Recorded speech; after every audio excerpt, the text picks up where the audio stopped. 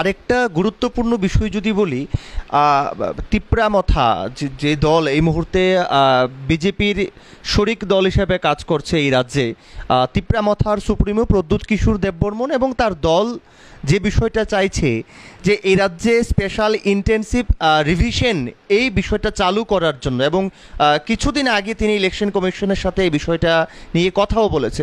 আপনি এই বিষয়টা নিয়ে কি বলবেন এবং আদৌ এই বিষয়টা কি?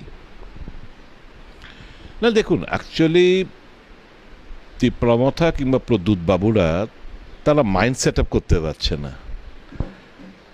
মানুষের দৃষ্টি অন্যত্র ঘুরিয়ে দেওয়ার জন্য তাদের ব্যর্থতা, বিজেপি তাদের ডিমান্ড মানছে না, তাদের ব্যর্থতা আড়াল করার জন্য এই জিনিসগুলো নিয়ে তারা মানে হই হুল্লোড় করছে। এবার আমি একটা ছোট্ট একটা প্রশ্ন করতে চাই। বিহারের মতো স্পেশাল ইন্টেনসিভ রিভিশন মানে স্যার এই রাজ্যের কিছুদিন আগে দেখলাম ইলেকশন কমিশনের কাছে গিয়ে ডিমান্ড করে এসছেন। আমি প্রদ্যুৎ বাবুর কাছে একটা প্রশ্ন করতে চাই, যে সমস্ত ডকুমেন্ট ইলেকশন কমিশন বিহারে চাইছে, আমার আদিবাসী ভাই বোনদের কাছে সেই দস্তাবেজ আছে কি? যারা বাংলাদেশ থেকে এসছে এখানে সেটেলড হয়েছে তাদের কিন্তু কাগজপত্র আমার আপনার যারা আমরা এখানে যুগের পর যুগ ধরে আমরা এখানে বসবাস করছি, আমাদেরও বোধহয় এত সব কাগজপত্র নেই যেগুলো ওরা তৈরি করে নিয়েছে যারা বাংলাদেশ থেকে এসে এখানে সেটেল হয়েছে।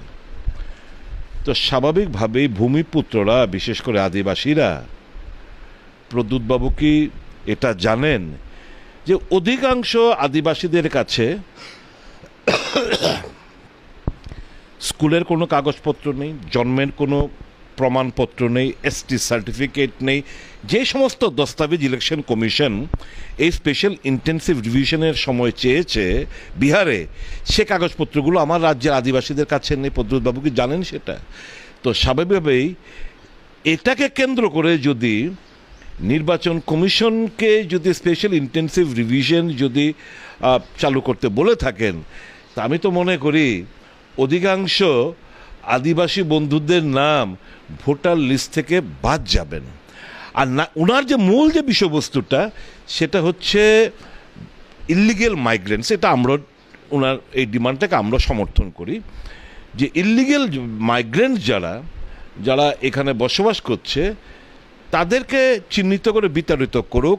হোম ডিপার্টমেন্টের কাজ এটা হোম ডিপার্টমেন্টের কাজ, এটা এডিসির কাজ না, এটা তিপ্রামথার কাজ না, এটা হোম ডিপার্টমেন্টের কাজ।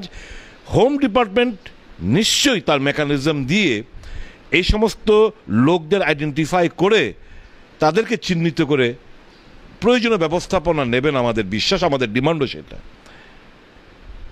কিন্তু আমি কি একটা জিজ্ঞেস করতে পারি প্রদ্যুৎ বাবুর কাছে কিংবা মথার কাছে, কাট অফ ডেট কোনটা? যে দল ক্ষমতায় ত্রিপুরায় বর্তমানে, তাদের কাট অফ ডেট হচ্ছে 31st of December 2014। 31শে ডিসেম্বর 2014 মধ্যে যারা ভারতবর্ষের ওই বাংলাদেশে যারা মাইনরিটি যারা ভারতবর্ষের মধ্যে সেটেল হয়েছেন কিংবা চলে এসছেন তাদেরকে সিএ এর মাধ্যমে নাগরিকত্ব দিয়ে দেওয়ার জন্য সিদ্ধান্ত হয়েছে। তো প্রদ্যুৎ বাবুদের কি ওই কাট অফ ডেটটা কি সম্মত পোষণ করেন যে 31st of December 2014, নাকি ইন্দিরা মুজিব প্যাক্ট যে 25th of March 1971 সেটাকে এখন অবধি তারা কোনো ক্লিয়ার না। একটা হোম ডিপার্টমেন্ট এই অপারেশন সিন্দুরের আগে একটা সার্কুলারকে কেন্দ্র করে ওই তাদের যে ব্যর্থতা, যে 6 মাসের মধ্যে এই আমরা অনেক কিছু এনে দিচ্ছি আদিবাসীদের জন্য, এই ব্যর্থতাগুলো আড়াল করার জন্য বিজেপির মুখটাকে, অমিত শাহর মুখটা, মোদির ঠকবাজির মুখটাকে রক্ষা করার জন্য এই সমস্ত জিনিস তারা সামনে নিয়ে এসছেন। That will yield no result. যেটা কোনো 1951টাকে তারা প্রেফার করছে। এটা যদি হয় আদৌ কি এই রাজ্যে বাংলা বা বাঙালি যারা আছে তারা কি থাকতে পারবে যদি 1971 1951 এর বিষয়টা যেটা সামনে আসছে? না, আমি এই মুহূর্তে এই জায়গাটা আমার জানা নেই যে 1951 এটা উগ্রবাদীদের একটা ডিমান্ড ছিল, the deportation of all those who have settle down after 1951।